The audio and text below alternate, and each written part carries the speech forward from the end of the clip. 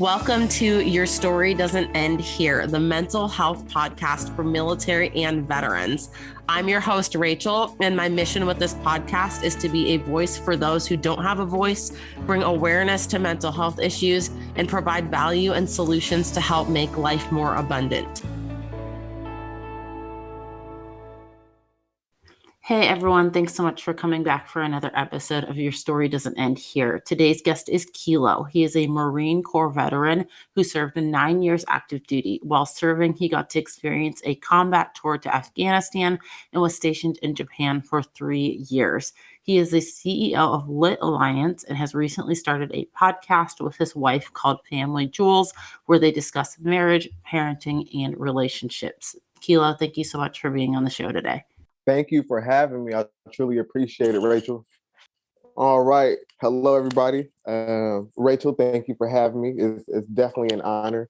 When I had saw that you had started a podcast for mental health and, military experiences and things like that, I was like, oh, that is a brilliant idea, a genius idea, actually, because there's a lot that happens in the military that isn't brought to light that, a regular civilian might not, get to see or thoroughly understand. So you bringing light to these issues is definitely amazing. Now, a little bit about me. Like Rachel said, I am a United States Marine Corps veteran, served for 9 years. And I got to do a combat tour to Afghanistan. And for me, that's where a little bit of my mental health journey begins, because when you're in Afghanistan on a combat tour, the experience is life-changing because you'll see some things that you've never seen in your life. You'll have experiences that sometimes you could never, erase or forget about, and that goes, good and bad. So it was definitely a different experience. Stayed out there for 7 months. And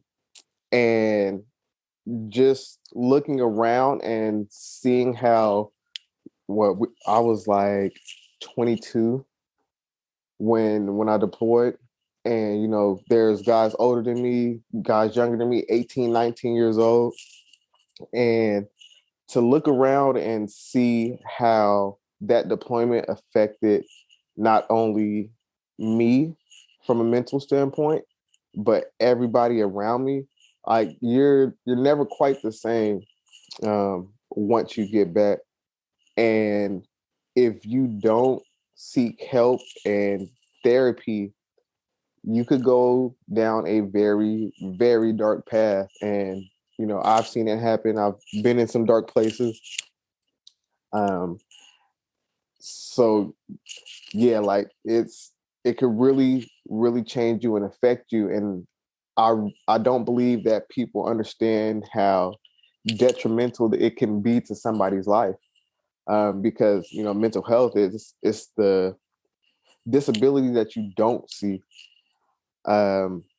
So on the outside, everything might look like it's fine and dandy. That person might be in shape, might eat healthy, have a smile on all the time, whenever you see them, but could still be in one of the darkest places that they've ever been in their lives. And so I think we definitely need to bring light to these issues and situations. Yeah, absolutely. I 100% agree with you. I want to talk about, well, first of all, what was your MOS in the Marine Corps? So I was a little bit of a nerd. I was an electro-optical ordnance technician. So 2171, we work on all your night vision sights, all your optics that go on your weapons, artilleries, pretty much everything you find, you'll find us in the Armory. Sometimes it just depends on where we're needed, but we deal with, you have to have a security clearance, in order to have that job. But yeah, that's what I did while I was in the military.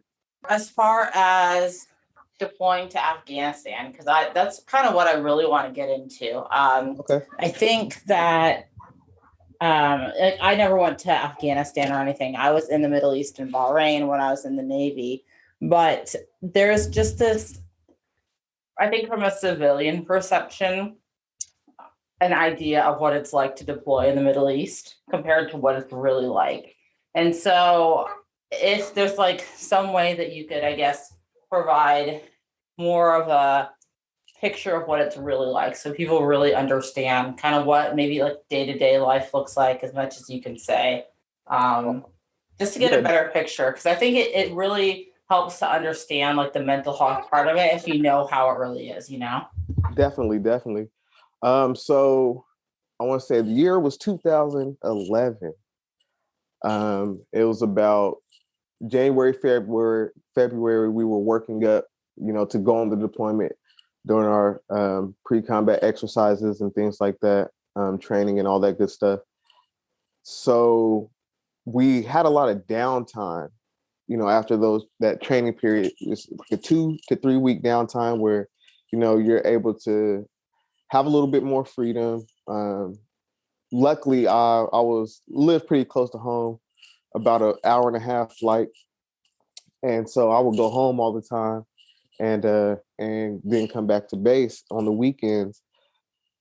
Um, but during that time, it's like you're realizing, like, I may go over here and I may never come back. And you have to one of the training things that we had to have completed was we actually had to write a will. And like I said, I'm like 22 years old. And I'm like, what am I doing writing a will? Like, I barely have anything to my name. Like, all right, give my brother my shoes, I guess. Give my other brother like my PlayStation and the TV. I don't know. So that was pretty different. But like as you're doing that, things kind of sink in. Like, yo, like this could be my last time seeing my family. Um, but your family that's going to be there with you, is that Marine to the left and right of you, for the next 7 months. So during that last week, we all kind of hung out together as a unit, talked about things, and the Marine Corps, we have a lot of dark humor. So some things that we might find funny is because like we're actually living the situation, but others may not find it funny at all. But that's how we bond, And so I remember my mom, my best friend, had came down to visit me, a couple days before I was set to deploy, see us off, because we had to fly out of Travis. And so while we're there, all the hugs, pictures, kisses, and it's like, again, you think like, okay, is this going to be like my last memory of my family? Like, this is kind of different. So we get on the bus, say my last goodbyes, for that time being, hugs and kisses and everything like that. And everybody's like, there's smiles, there's tears. It's a somber moment, but we understand, the mission and what we have to do. So we get on the bus, and one of the staff NCOs gets on, and he's like, all right, y'all. He was like, now that, all the families are gone and everything like that. It's just us now. He's like, I want you guys, to take a look, just look down. And so like, we're like, all right, what is he do? What is he telling us to look down for? He's like, I want you to take a good look at your legs, boys. And we're like, all right, cool. He's like, some of you guys are coming back without those. That's just the raw reality of it. And some of you will pay the ultimate sacrifice. And he was like, but just be ready for whatever. And it's like, and that's when it just kind of like hit me like, yo, like this is about to get real. And it doesn't help that, I'm looking up YouTube videos. This is my first deployment and everything. I'm looking up YouTube videos like, how bad is it over there? And when I looked up where we were going, at that point in time, it was labeled as the most dangerous city in Afghanistan. And I'm just like, yo, wait a minute. Like, hold up. Like, but after doing, all the training exercises and everything and preparing yourself, and getting yourself in that combat mindset and spending so much time, around your brothers in arms, it's like, all right, yeah, like, let's go ahead, do this, knock this out, and then come back home. But then when you get over there and you realize that, not everybody's going to come back home. So getting over there, we have to fly into a few different countries in order to reach our final destination and everything like that.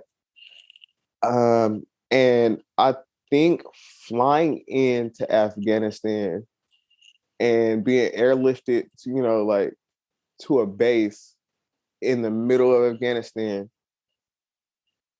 that's when it's like, all right, this is where you're at for the next 7 months. Like, you're not going anywhere. Like, you don't necessarily know where you're at. Of course, the unit, we know where we're at and everything like that, but this is all new terrain that we have to, study, gain reconnaissance on and things like that. So now we're in this foreign country. The culture is the same. They're not as technologically advanced as we are. And then you kind of like, you sit back, and it's crazy because over there, they know when different units are switching out, they could tell. So like for a while, things will be calm. But as soon as they think that, you guys are doing a change of command or whatever, that's when they'll try to amp up the activity. So getting there the first few days, it was getting you. So I'm like, all right, you hear gunshots and bombs and explosives and everything. You're like, okay, but we've been hearing this all during training. We're good. Everything's good. We're communicating how we're supposed to. Now over there, when you're in a forward operating base or a FOB, they have guards or, at different posts. And everybody takes in this duty for the most part, all the non-commissioned officers. So a lot of the time I would be on duty or, guarding that post. And this could be 4 hours at a time, 8 hours at a time. It for whatever they needed you for. So you spend a lot of time, like, you remember it's 115-degree weather. You're in full uniform, with your weapon, extra ammunition and everything like that, radio, all that good stuff. And you get to spend a lot of time reflecting and really analyzing the situation that you're in. And for 7 months, like anywhere from, 8 to 12 hours a day, sometimes even more, you're just looking out. And like, luckily we had a river in front of us, but we're looking out into just nothing but land. And then it's like you see poppy fields. And I'm like, okay, like, I understand that, Afghanistan, they are, have one of the biggest, and when it comes to opium trade, they're one of the, biggest countries to take part in that.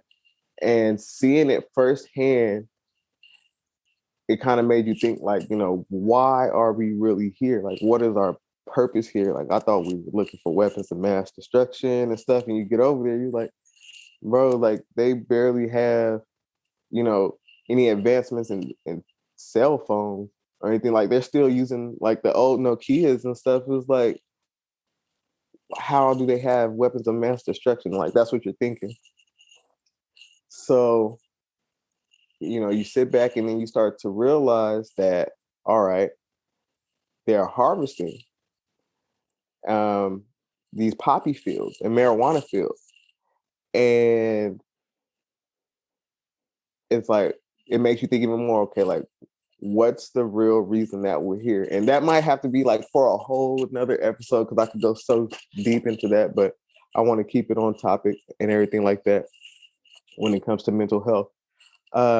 So fast forward into the deployment, about 3 or 4 months, a lot has happened. We've lost some guys, seen some graphic stuff, and the staff NCO was right, because a friend that I knew personally and would talk to almost on a daily basis, he had to go to a different fob, and they had went out on a patrol, and he stepped on an IED, blew both his legs off, and like, he was such like a loving and caring guy. Like, that's the last person you would want to see, hurt or anything like that. But it happened, and it's like, dang, like, now he has to, like, luckily he survived. He still has the gift of life, but now he has to, live with this physical impairment. And from the outside looking in, you could say, oh yeah, like, he took it like a champ. He was very good at, because he got visited by the president and everything, but he was very good at, I guess, kind of hiding his pain internally. But when he got back stateside, drinking and everything like that, and you could tell that that's something that weighed on him mentally. So we will always try to check in on him and everything like that, and make sure that he was all right from a mental standpoint. And like I said, that happened just a few months into the deployment. Now, what day was it? Actually, it was September 11th. I remember. It was September 11th, 10-year anniversary of the 9/11 attacks. Just prior to that, I believe they had announced that Osama bin Laden had been killed, and so that, like, for us, that was awesome. In our eyes, we're like, that's the whole reason we came over here. Now, on that night, I was like, you know what? Like, I had to stand on the post that night, and I'm looking at it like 10-year anniversary, like, yo, like, that's crazy. And I'm talking to the other person that was there with me, and I'm like, bro, it's really been 10 years. Like, I can't believe it. Like, 10 years later, like, I remember where I was when it first happened in 2001, and now 10 years later, here I am. And so, like, I want to say 30 or 45 minutes into standing post, our fob gets attacked, like, heavily. And we were in a firefight, I want to say pretty much an hour and a half, 2 hours. But it went by like the blink of an eye. Like, that was the fastest 2 hours, like, of my life. It seemed like it was only like 5-10 minutes. And luckily we didn't lose anybody during that firefight or anything like that. And it was almost time for us to come home. And so we're looking at it like, all right, this is the last stretch. And then we had a gentleman who, he, always seemed, like, a little down around the fob and everything. And, we asked him, like, hey, bro, you good? He was like, man, I don't know if I can do this and everything like that. And Rachel, I've listened to, some of your other podcast episodes, and it's very true what you said. And I know this is not going to be verbatim or anything like that, but you were saying along the lines of, like, that suicide and joking about it and everything seems to be so common in the military that when somebody tells you like, I don't know if I'm all right, it's like, all right, well, if it gets worse, like let us know, but you'll be all right. Get back in the fight. And it's like we really overlook and don't see the importance in, showing empathy, showing care. Like I understand the military, it carries a certain demeanor and everything like that. But at the same time, like we are all still human. We are all still human. We have feelings, we have emotions. And yes, I understand at times you have to put those things to the side to accomplish the mission. But sometimes you can't effectively complete the mission if all your people aren't in the right mental state. Now, this gentleman went to go ahead and committed suicide while we were still in Afghanistan. And it's like, damn, like, we go over there and it's like, you're going to potentially lose, fellow Marines due to, combat. But you never in a million years think that it would be so rough on somebody that they would commit suicide like while there. And he wrote a letter and everything, and he was just like, he didn't feel like anybody cared about him. Back home, he didn't feel like anybody cared about him here. He was just a pawn in a big chess game. And it's like he had to go to that extent, for I guess the unit that I was in to start taking mental health like seriously. And then, when we come back, the first few weeks, I want to say, you get to go visit family and everything like that.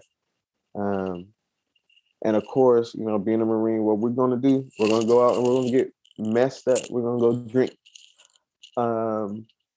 to excessive amounts. And that never ends well. So one incident, one of the gentlemen that we were with in Afghanistan, we come back and he goes out to this bar drinking and everything like that. I guess he had a little too much to drink, and the bartender or the owner of the bar was like, all right, man, we have to cut you off. This, that, and the third. Cuts him off. This guy goes out to his car, grabs a gun, and shoots up the bar. And I'm just like, they didn't do anything to kind of bring us out of that combat mode and released us out into the public among civilians.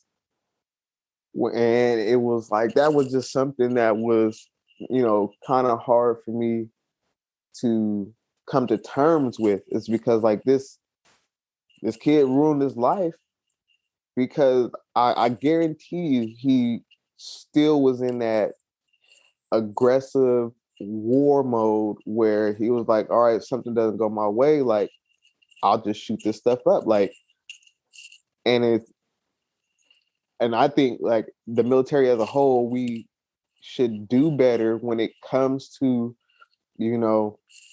our soldiers, Marines, sailors, everybody coming back, airmen, let's not forget them, coming back and actually having a period of time where we get back on track and pretty much, what are the words that I'm looking for? Pretty much get back to our old selves, because you're like, when you're somewhere for 7 months in a combat mindset, like that's going to take time, to shake back from, to get back to what you feel is a normal threshold for yourself. And I don't think the military spends enough time, focusing on that part. So boom, there's another life, affected by this deployment. Then I hear a few months later, one of the guys that I worked with hand in hand,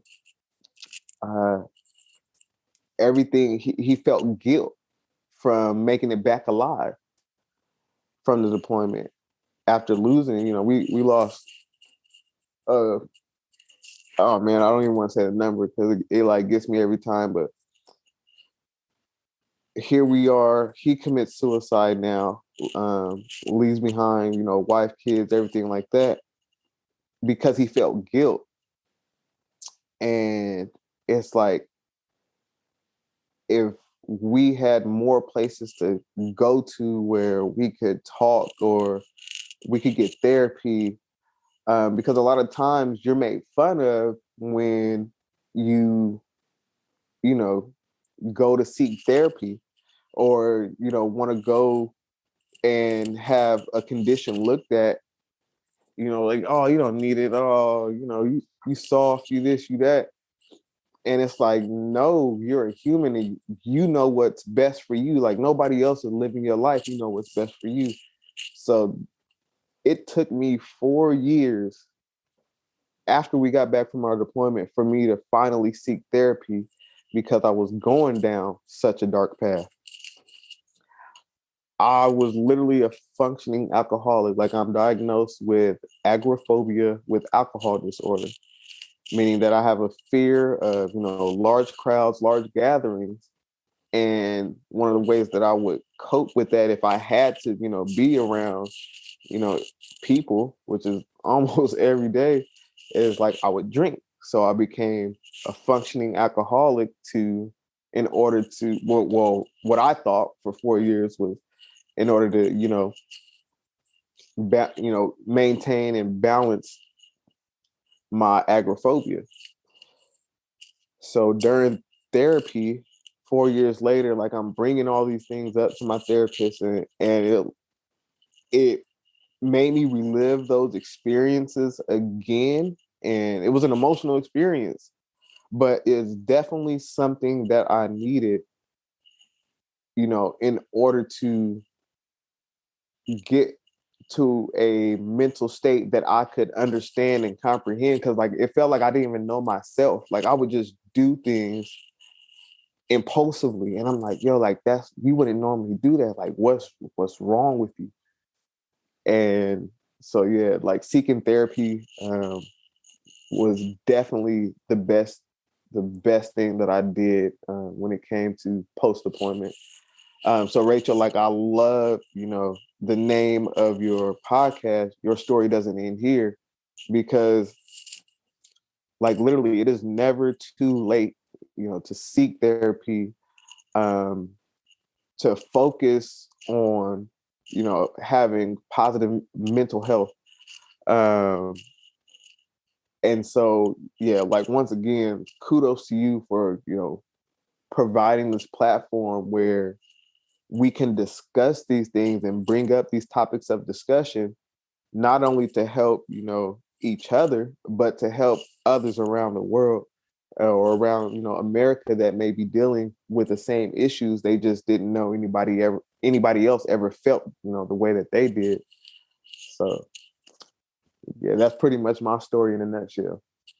Well, thank you so much for sharing. Like I said earlier, I think that even non-civilian, I think across different branches, and even really within the same branch, like, we never know what someone's experience is like. Like, like, having spent some time in the Navy, my story is so different than another person who entered the exact same time as me, went to boot camp with me, went to a different command. And so I think it's so important for us to share our stories so that people understand, like, hey, like, it's not a one size fits all.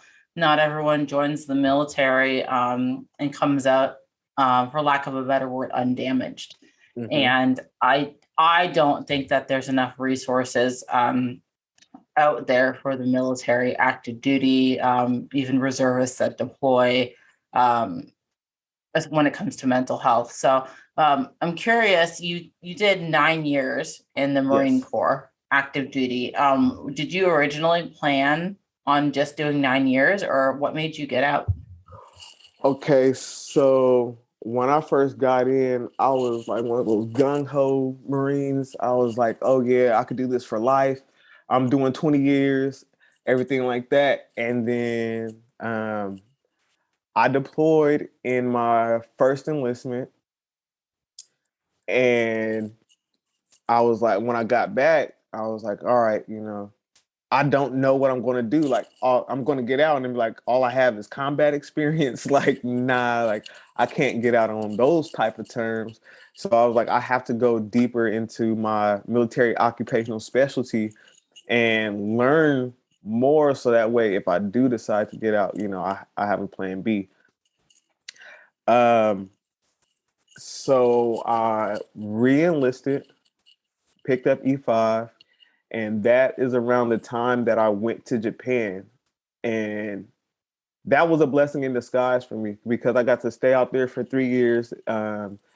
That's where I was able to really focus on my mental health. I want to say like a year after I got there, that's when I really, started going to therapy and everything like that. It was a slightly more relaxed environment. But I was still drinking excessively, and that led me, like, I never got in any like a non-judicial punishment or anything like that while I was in Japan, but I put myself in a lot of sketchy situations. It was due to alcohol use. Like, when you looked at it at the end of the day, every time I was in these situations, it was because of alcohol or my decision to drink alcohol. So fast forward a little bit more, like I kind of got an attitude towards the military. Like, you know what? Like, this is not nothing I want to do the rest of my life. Like, I was seeing how the leadership was. And I'm a completely different type of leader. So the leadership that was present, like, I didn't have enough rank to, to be like, oh, well, nah, we're not doing it that way. We're going to do it this way. But I did have enough rank to influence, my subordinates. So we all got to, like, I like to be close with my men, and like I like to know, like, all right, family members, how many brothers and sisters do you have, and just get to know them personally. So we did a lot of bonding in Japan, and like I'm still tight with a lot of the guys to this day. But at that point, we kind of realized we were just worker bees. Like we were just working, and we really didn't see any end. And like, when your leadership is complaining about the same things that you're complaining about at your level, it's like, will things ever change? And like, I wanted a family and everything like that. And, for like, to all my, people that are married and have families in the military, I'm not knocking you guys at all. Like, you got to do what's best for you and your family. But for me personally, I hadn't started my family yet. So I was like, I do want a family one day, and I don't want them to see this. I don't want to be in this state, as a husband, as a father. Like, I was like, I have to do something different. So I decided to get out in 2017, and I was like, yeah, all right. So now what I want to do is, focus on me and building a legacy that I can give to my family, because it's like, if I didn't retire, like my family gets nothing at the end of the day. So I was like, no, I have to do something. I have to build something that I own, so that way I could leave it to my family, and they don't ever have to worry about anything. They don't have to worry about me deploying. They don't have to worry about me getting called 2:00 in the morning, all hands formation, or anything like that, because that's very stressful. That can be very stressful on a spouse. And a lot of times they don't talk about the divorce rate in the military. It's ridiculously high, along with the suicide rate as well. So it's like, we have all these issues that I feel not enough attention was being paid to. And I personally couldn't be the one to fix everything. So at 9 years, I was like, you're either going to, jump over this halfway mark at 10 years and push it all the way, or you're going to get out now and try to go after your goals and your dreams that you want to do for your life. And so that's what, helped me make the decision to go ahead and get out and, follow my goals and my dreams and what I wanted to do for my family and my legacy. So I want to talk about your therapy experience while you were in, because you mentioned that you still were struggling with alcohol while you were in therapy. And it almost seems to me, I guess, based off of my personal experience and other experiences that I've heard, it almost seems like therapy in the military doesn't really try to really deep dive into what's really wrong. They just kind of try to get you good enough so that you can perform your job. Do you feel like therapy was really what helped you out a lot while you were in, or do you think that more of that was after you got out of the military?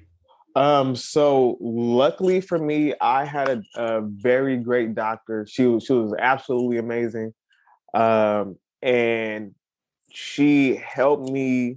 She talked me through the rough patches. Like, I hid my alcohol intake from her. I didn't let her know because, like I said, I was a functioning alcoholic. I could hide it very well. Man, I'm so glad I'm past those days. But she helped me face and confront my fears. So I would say she was a stepping stone that helped me, open up and really be a lot more vulnerable, to myself. But then once I got out and I was able to, do things on my own terms, not go at a specified time when the command had me available or anything like that. Like, my mental health, began to come first once I was out. So I would say she, while being in my therapist while I was in, she was a huge stepping stone. But I will also say that after getting out is where it really helped me. Like, I don't drink like that anymore. I'm a lot more focused, and I feel that I'm a better human being for my family, a better father, a better husband, because of the help that I got afterwards. Now, is every day perfect? Hell no. Like, I still battle with, different episodes of depression, and it'll be some days I don't want to talk and things like that. But I still, luckily, shout out to the VA. I know they don't get the best rep all the time, but they have, really helped me. It's taken forever, but they have really helped me, overall with battling, my agoraphobia and everything like that, and giving me resources to, where I can, just call anytime. I had a case manager that was absolutely amazing. She helped me out big time. So, and then it's like, dang, like, you get all this help after you decide to get out, but while you're in, it's like mission accomplishment comes first before mental health. And I think we should kind of, look at that again and see if we could move some things around, because it's like mental health is very big when it comes to mission accomplishment. Like, if your Marines, sailors, and soldiers and airmen aren't good and in a mental space where they can, push forward, that might compromise the entire mission. So yeah, hopefully that answered your question. Yeah, it does. When you were, or I guess really at any point, but mainly when you're deploying or maybe preparing to go on deployment to Afghanistan, did the Marine Corps teach you as a unit how to decompress or how to cope with these mentally taxing situations that you're dealing with? Very briefly, like the slideshow, all that quick PowerPoint, all right, this is how you do this. This is how you do this. If you need to talk to this person, this is the chaplain's number. And it's like, and they got you in this big classroom, like, all right, everybody's decompressed at once. Like, it was like, all right, well, and like we just got back. So it's like, boom, we're off to the races. We're trying to find where the next bar is at. Nobody trying to be here all day in these classes. And so I think that if we were to take it more seriously, maybe I'm not saying, on a one-on-one scale, but maybe not the whole unit at once, maybe a squad at a time or something like that. I think that would be a lot better when it comes to decompressing after a deployment. So if you were in charge, we'll just say the Marine Corps, what would you implement to start just like spark that change when it comes to mental health of literally the entire Marine Corps? Like, what do you think would be like a simple solution that would be easily translatable to Marines? Because I know Marines are a different breed. Definitely are. I would definitely say after deployment, like everybody talk to a therapist, like in a group setting, like at least once a week for the first, 2 to 3 months back, either weekly or bi-weekly, because sometimes, having that talk too often could make the recovery time a little harder. So you're like, 1 week, you go talk to your therapist. Next week, don't go. But then the following week, because there's different issues, you have to take it in baby steps, like small bites at a time. Mental health isn't something that you could just grasp at one time and it's, all good. It's like, no, you have to take this piece by piece and really break it down to digest it. So I would definitely implement like mandatory therapy sessions off top. I love that. That's actually a really, really awesome idea. And I know in the Navy, at least, after like the long deployments, I never experienced like a boat deployment or anything, but I know that there's like some kind of session where you sit down with like a corpsman, and I think they go through like a checklist or something and ask you about your mental health. I don't know if the Marine Corps has anything like that, but I think at the end of the day, it's really like a mindset thing, because there's such a checklist mentality when it comes to the military of just like check the box. Oh, well, we talked about this, good to go. We talked about this, good to go. That's exactly how it is. That's exactly how it is. Yep.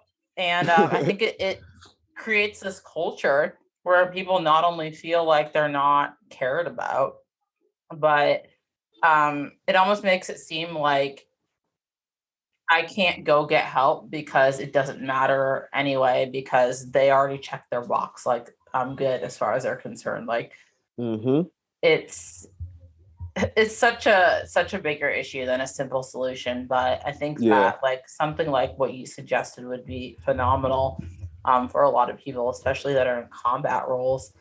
So you now are doing your own thing as a veteran outside of the military. Tell us a little more about Lit Alliance and what that entails for you currently. All right, so the Lit Alliance, we're actually a group of veterans, a few of the guys that I met while I was in Japan, and we started off as an entertainment company, keep it lit and everything like that. But then we wanted to do something bigger. We were like, the Turner thing is cool and everything like that. But we want to reach more people and make a larger impact. So we broke everything down, came up with the name Live, Inspire, Teach, the acronym for LIT. And that's live out loud, because you have to live and learn, but don't be afraid to share your experiences with others, because that's going to help them learn as well. They can learn from your experiences. And the I is inspire generations. So that's the plan, is to have longevity with this thing, not just from my generation or the generation before me or after me, but for generations to come. Like our children's generation and their children's generation and all that good stuff, and then teach continuously. That's the T. So just each one teach one. That's how I was raised. And so wherever you have an opportunity to drop a gem or drop a nugget on somebody, you should definitely do that. So that's that's the mantra that we live by: live, inspire, teach. And so what we do a lot of things: graphic design. We have guys that do finance. We have guys that do custom apparel.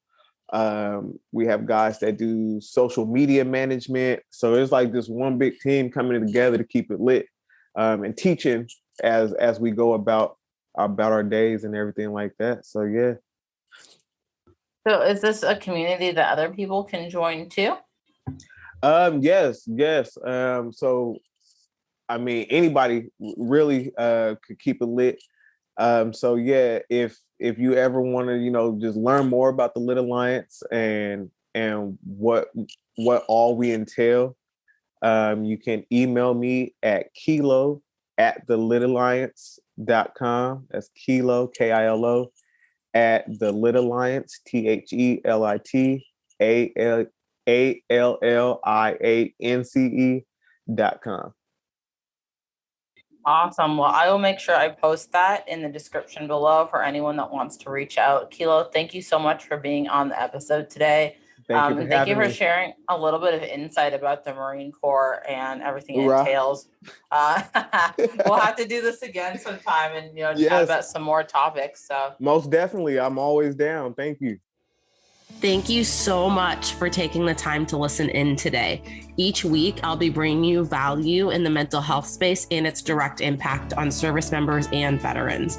If you feel you personally got value today from this episode, it would mean the world to me if you would leave a 5-star rating and review and share this to your audience. Until next time, remember, your story matters, your mental health matters, and your story doesn't end here.